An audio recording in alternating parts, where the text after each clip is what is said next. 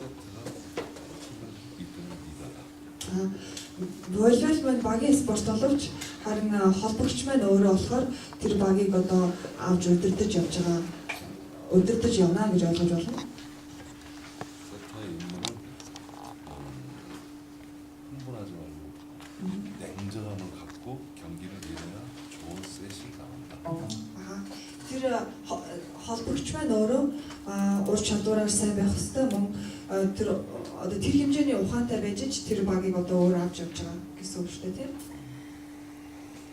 그렇게 끝났어요. 2시간부터 훈련은 어떻게? За хэдүүлээ нэг оройдож дуусч байгаа учраас 2 цаг 30 гэж уулзах уу яах уу гэж асууж байна.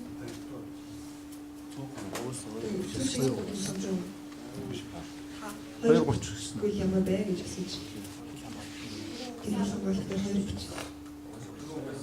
2:30. Наагаад чинь юу байгаа юм? 5:30-аас. Уус. Уус 2:30 гэсэн. 2:30.